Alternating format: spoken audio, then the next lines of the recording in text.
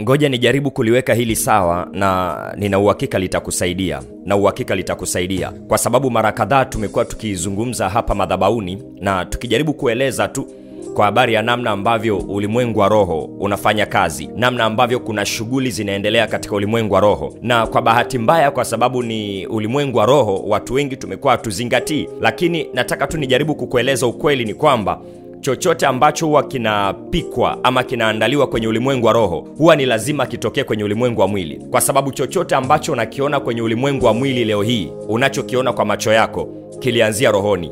Tunaenda taratibu, jitahidi kunielewa. Kilianzia rohoni.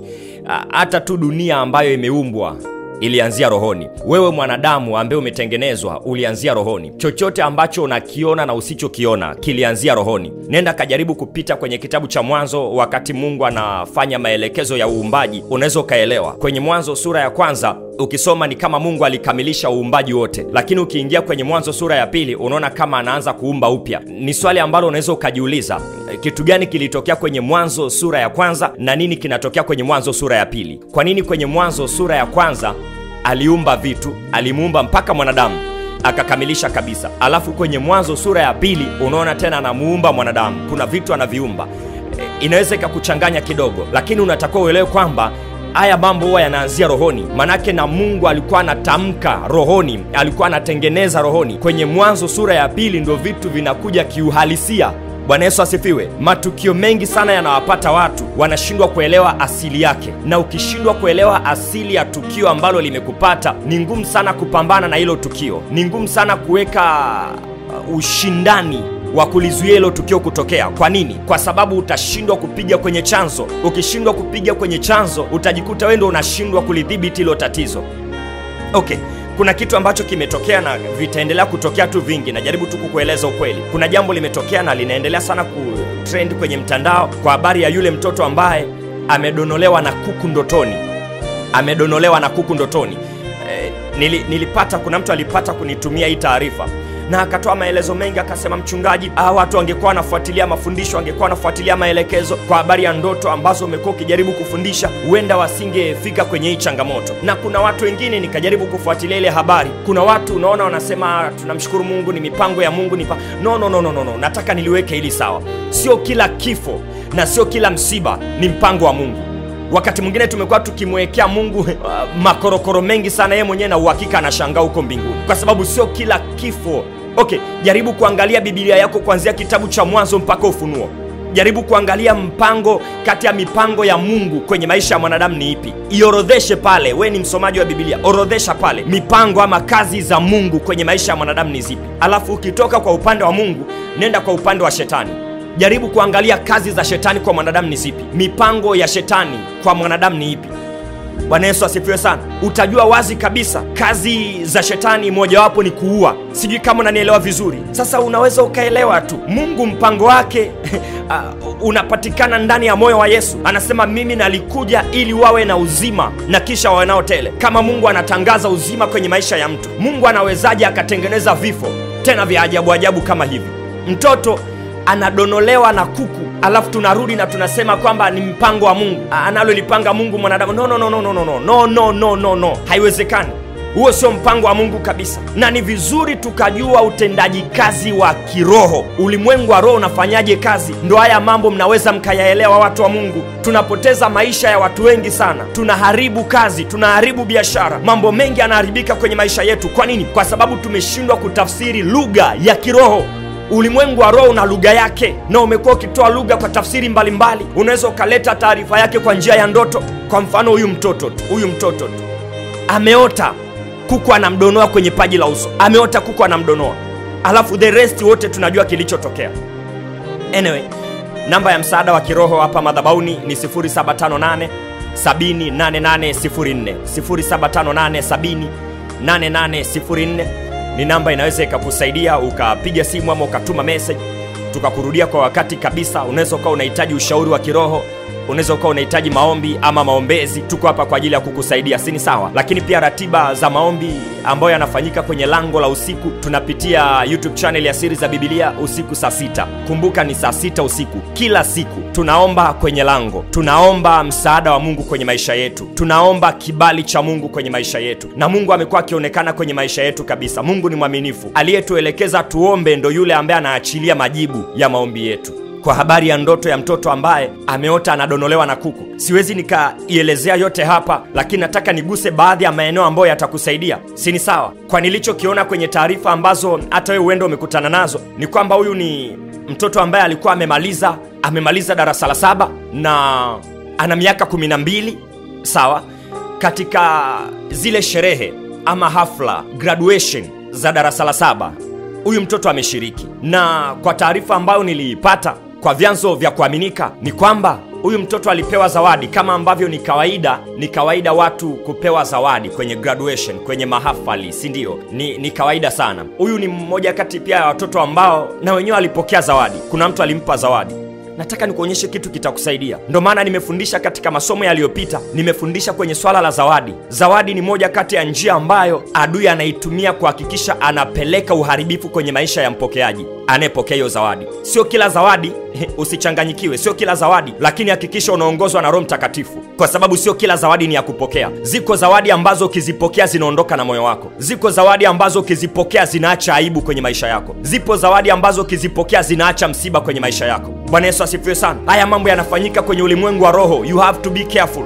Jitahidi sana kuwa makini. Mtoto ameshamaliza safari yake, lakini aliyebaki ni mimi na wewe. Kwa hiyo haya mafundisho yatakufaa wewe na mimi. Haya maelekezo ambayo Roho Mtakatifu anayaachilia sasa hivi yatakusaidia wewe na mimi ambao bado tumebaki. Unatakiwa uishi kimkakati hapa duniani. Dunia imeshajaa makorokoro mengi sana. Dunia imeshajaa maharibifu mengi sana. Dunia imeshajaa shida nyingi sana ambazo zinazalishwa kwenye ulimwengu wa giza, kwa sababu mara baada ya mtoto kupokea ile zawadi, maisha yakaendelea. Baada ya graduation, maisha yakaendelea. Si ni sawa? Usiku mtoto akaota ndoto aliyoiota, ameota anadonolewa na kuku.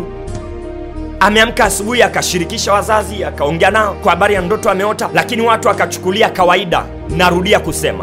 Narudia kusema usipuuzie ndoto ambayo unaiota.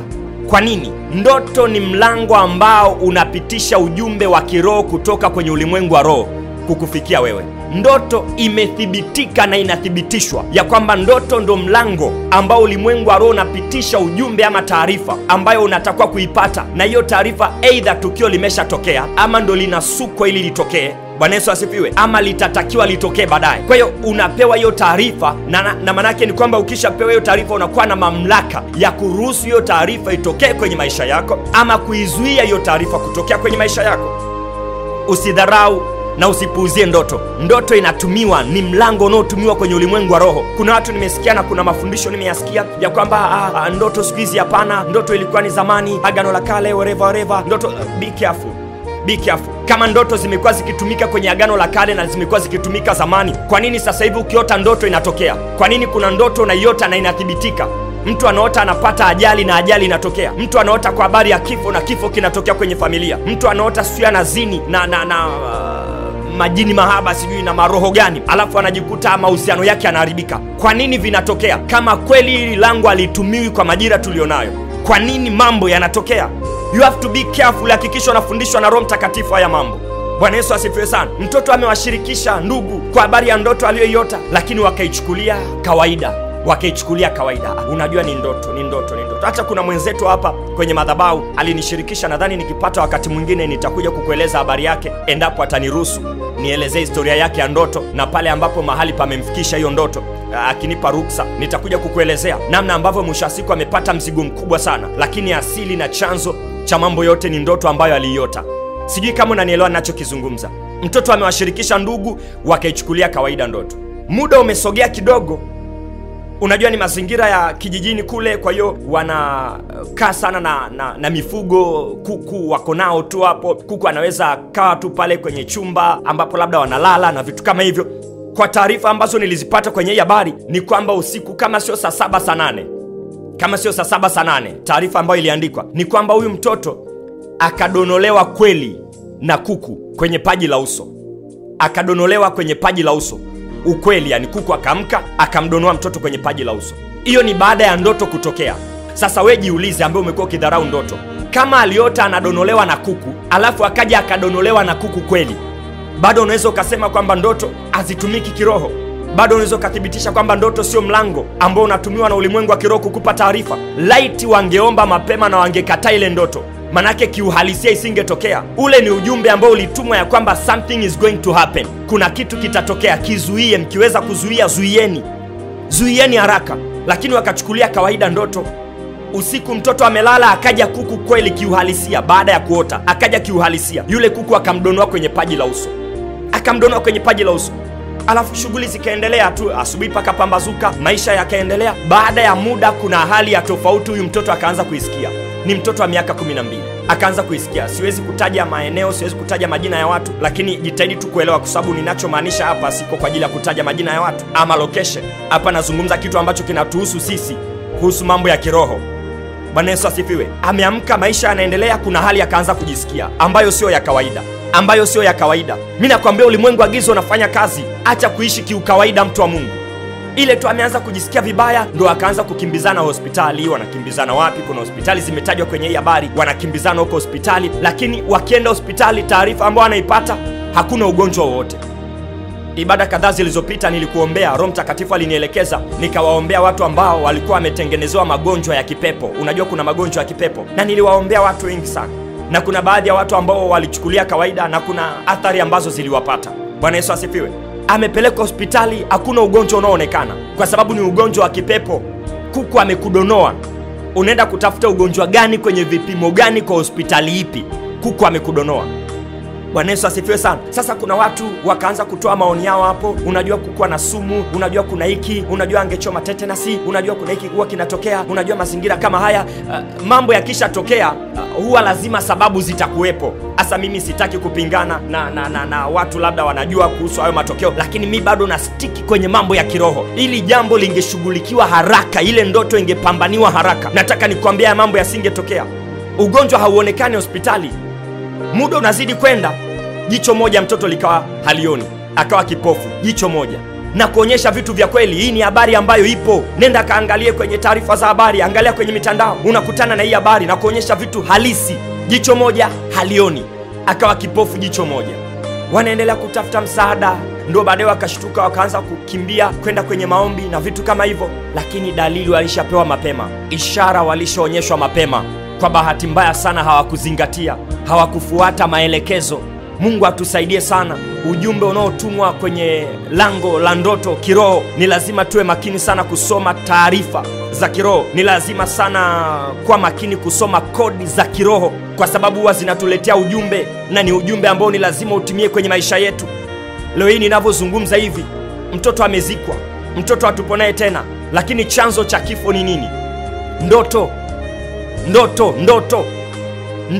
ndo imemuua mtoto. Bwana Yesu asifiwe sana. Mtoto wa miaka 12, imagine tumempoteza, na tumempoteza kiukawaida kabisa, kwa sababu tulishindwa kuishughulikia ndoto. Leo hii nikisema nieleze kwa habari ya ndoto, kuna watu bado wanachukulia kawaida. Angalia aina ya ndoto ambazo unaziota, angalia mahali unapoota hizo ndoto, hakikisha unajua namna ya kuzitatua hizo ndoto. Wengi mnaota vitu vya ajabu sana, wengi mnaota vitu vinavyowaletea shida kwenye maisha yenu, na mnakosa namna ya kushughulika na hizi ndoto. Aliota Farao. Bwana Yesu asifiwe. Kaota ndoto mara ya kwanza, sina muda wa kukusomea tu haya maandiko. Kaota ndoto mara ya kwanza, akalala. Bwana Yesu asifiwe. Sijui kama unaelewa ninachokizungumza. Labda nikutajie maandiko, unaweza ukapata muda wa kusoma kwa wakati wako. Kitabu cha Mwanzo sura ya 41 kuanzia mstari wa kwanza na kuendelea. Kuna ndoto ambayo Farao aliota. Akaota ndoto, baada ya kuota ndoto akashtuka. Alivyoamka akasema kumbe ni ndoto tu. Akasema kumbe ni ndoto. Lakini tunashukuru Roho Mtakatifu, kwa sababu asubuhi alivyoamka roho yake ikafadhaika. Jitahidi kuelewa, roho yake ikafadhaika. Ni watu wangapi mnaota ndoto na ukiamka asubuhi ile ndoto inaendelea kukuumiza, ile ndoto inaendelea kukuletea maumivu? Wengine mnaota mnang'atwa na wanyama, mnang'atwa na wadudu, ukiamka unajikuta bado kuna maumivu unayasikia. Wengine roho inafadhaika, unakosa amani kabisa kwa ndoto ambayo uliiota. Ndo kitu ambacho Roho Bwana alimsaidia Farao, kwa sababu ile roho yake kufadhaika tu, ikabidi aanze kutafuta msaada. Alitafuta msaada kwa waganga wote wa pale Misri, lakini hakupata msaada. Roho yake ikazidi kufadhaika sana, kwa sababu hakuna aliyeweza kumtafsiria ile ndoto. Akajikuta anaumia ndani yake. Ashukuriwe Mungu alikuwepo Yusufu. Sina muda wa kukusomea maandiko yote, lakini alikuwepo Yusufu, na Yusufu akatoa msaada wa kuitafsiri ile ndoto, na ndio ilikuja kumsaidia. Kumbe kuna miaka imeandaliwa kwa ajili ya njaa, na ni jambo ambalo lilikuwa linatokea ulimwenguni kote. Imagine Farao angeidharau ile ndoto, nini ambacho kingetokea duniani? Nini ambacho kingetokea Misri? Ndo kitu ambacho kimetukosti. Tumedharau ndoto ya mtoto. Bwana Yesu asifiwe. Si tukaanza kushughulika na mambo mengine, tunadhani ni ndoto ya kawaida, ni ndoto tu. Angalia, mtoto amezikwa miaka 12, tumepoteza mtoto. Mtoto ameota anadonolewa na kuku, baadaye kweli anakuja kudonolewa na kuku, anajisikia vibaya, anapelekwa hospitali, watu hawaoni ugonjwa. Wanaendelea kukaa kidogo, jicho moja linapofuka, anakuwa kipofu, haoni jicho moja. Muda unazidi kwenda, mtoto tukampoteza. Taarifa niliyotumiwa ni ndefu sana, sina muda wa kueleza yote, lakini mimi na wewe tukubaliane, okay, huu ni mpango wa Mungu. Mungu amepanga kumchukua huyu mtoto. Mungu anaweza kumchukua mtoto yoyote ama mtu yoyote wenye umri wowote, ni sawa, lakini aina ya hiki kifo ni mpango wa Mungu.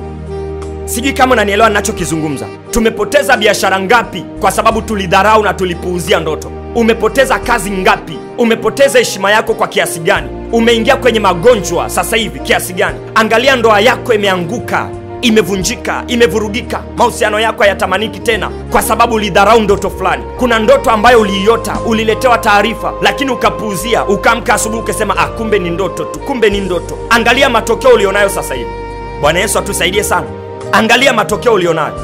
Mimi niko hapa tu kwa ajili ya kukusaidia. Huenda unahitaji ushauri wa kiroho, huenda kuna mahali umekwama, unatamani kupata msaada wa Mungu. Namba ya madhabahuni ni 0758 708804.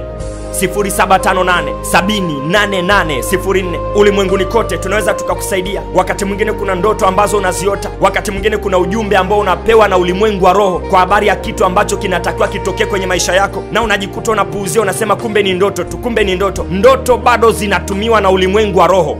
Ndoto bado zinatumiwa na ulimwengu wa roho kama lango ama njia ya kupitisha ujumbe wa kiroho kuja katika maisha halisi. Bwana Yesu asifiwe. Na ninakuombea madhabahuni katika jina la Yesu. Huenda kuna ndoto ambazo umeshaziota na zinaleta athari kwenye maisha yako, na zinaleta shida tayari kwenye maisha yako. Wengine mnaota mnang'atwa na wanyama, mnang'atwa na wadudu, unakimbizwa na nyoka. Kuna maombi ya kuomba yanayotokana na mahali ulipoota na aina ya ndoto ulioiota.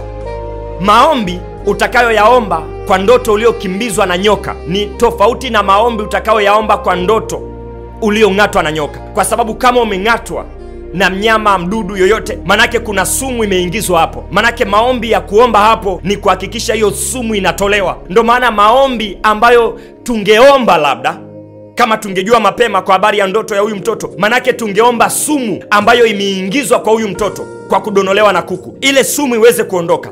Tungeombea pale kwenye paji la uso, ile sumu iweze kuondoka. Lakini imagine hivi vitu havikuzingatiwa. Bwana Yesu asifiwe sana.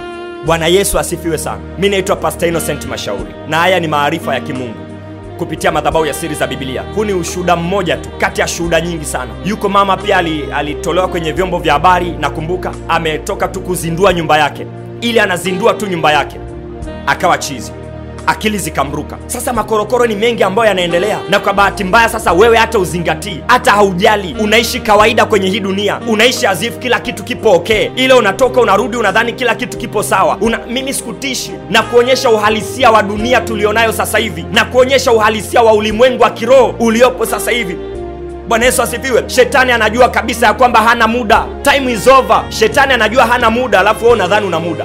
The problem is you think you have time, ya kwamba nitaokoka kesho, nitampa Yesu maisha yangu kesho, kesho ndo nitakaa sawa. Leo ngoja nile good time, leo ngoja niishi hivi, leo ngoja kwanza nimalizane na waganga, leo ngoja nifanye hivi. Nisikilize, shetani anafanya kazi kwa sababu anajua hana muda. Kwa anafanya kazi speed 120. Kwa bahati mbaya wewe unadhani una muda, ya kwamba hili nitalifanya kesho, hiki nitakifanya kesho. Shetani hajui kama ana kesho. Shetani anajua wakati wowote tarumbeta inapigwa. Ndio maana sasa hivi ana kamuda kadogo sana ambacho anakatumia vizuri. Ukikaa vibaya anapita na wewe, respectively kabisa, anapita na wewe. Kaa vizuri na Mungu. Mimi nakukumbusha tu, uende ukaja ukausikia ujumbe lakini ikawa too late. Kwa nini usiamue sasa hivi? Kwa nini usiamue kutengeneza maisha yako sasa hivi? Ili uwe salama kwenye dunia isiyo salama, lazima ukae vizuri na Mungu. Mpe Yesu Kristo maisha yako. Unayenisikia sasa hivi, mpe Yesu Kristo maisha yako. You will be safe. Utakuwa salama. Utakuwa salama. Nina mengi ya kuzungumza, lakini mimi na wewe naomba tukutane kwenye maombi yetu ambayo tunayafanya usiku saa 6 kupitia YouTube channel ya Siri za Biblia. Wewe ukiingia tu YouTube andika Siri za Biblia utakutana na mimi. Lakini namba ambayo inaweza ikakusaidia ukawa unapokea jumbe mbalimbali, unapokea mafundisho ya neno la Mungu, unapokea link ambazo zinakupeleka kwenye ibada zetu na maombi yetu, unaweza ukanitumia majina yako na mahali ulipo, ukaandika tu kupitia 0758 708804 na tukarudi kukusaidia vizuri kabisa. Hakikisha unalizingatia hili, mtu wa Mungu. Acha kuishi kawaida hapa duniani. Hakikisha una Kristo ndani yako. Hakikisha una Kristo ndani yako. Narudia, hakikisha una Kristo ndani yako. Maisha yameshavurugika sana sasa hivi. Maisha yameshavurugika kwa kiwango kikubwa sana sasa hivi. Wewe watu unaweza ukawatazama kwa macho ya nyama, lakini haujui amebeba nini. Yule mtu ambaye amempa mtoto zawadi, hujui amebeba nini nyuma yake. Watu ambao wanakupa mkono, haujui amebeba nini nyuma yake. Sijui kama unanielewa ninachokizungumza. Watu wanaokutazama, hujui amebeba nini nyuma yake. Upo ushuhuda niliwahi kuutoa, natunza na nilihifadhi jina la benki, lakini huu ushuhuda mshirika aliuleta madhabahuni na alionyeshwa kwenye ndoto kwa habari ya sehemu anayofanyia kazi. Ni benki. Bwana Yesu asifiwe. Sehemu anayofanyia kazi. Akaja akanishirikisha madhabahuni. Sijui kama unaelewa ninachokizungumza. Kitu ambacho alionyeshwa kwenye ndoto, alionyeshwa pale kwenye mlango. Sasa mimi sikutishi. Ukiwa na Mungu kila kitu kipo sawa. Ukiwa umeokoka kila kitu kipo sawa. Kwenye mlango wa ofisi yao kuna shimo kubwa sana, na watu kila wanapopita, wanapoingia na kutoka, wanatumbukia kwenye lile shimo. Sijui kama unanielewa. Ameonyeshwa kwenye ndoto. Ile ameamka tu akanishirikisha haraka, kanitajia kabisa ofisi, kanitajia mahali ilipo. Imagine ni watu wangapi ambao hawana msaada wa Mungu wakiingia pale. Unajua unatekwa kiasi gani? Unajua fedha zako zinatumika kiasi gani? Unajua unatumiwa kiasi gani na ulimwengu wa giza? Bado watu wanaendelea kupuuzia ndoto. Bado watu mnaendelea kudhani ya kwamba mna muda wa kutosha hapa duniani. We don't have time. Biblia yenyewe iko wazi, inasema tuukomboe wakati, kwa sababu zama tulizonazo ama nyakati tulizonazo ni zama za uovu. Biblia imeeleza hivyo. Alafu kuna mtu yupo comfortable tu. Sijui kama unaelewa ninachokizungumza. Kaangalia Waefeso sura ya 5 mstari wa 16 na wa 17. Anasema mkiukomboa wakati, kwa maana zama hizi ni za uovu ama nyakati hizi ni za uovu. Kwa sababu hiyo msiwe wajinga, bali mfahamu ni nini yaliyo mapenzi ya Bwana. Msiwe wajinga, fahamuni ni nini yaliyo mapenzi ya Bwana. Tuukomboe wakati, kwa sababu nyakati ambazo tunaishi sasa hivi ni nyakati za uovu. 0758708804. Tukutane saa 6 kamili za usiku kwenye YouTube channel ya Siri za Biblia. Mimi ni Pastor Innocent Mashauri. Nakupenda, lakini Mungu anakupenda zaidi. Shalom.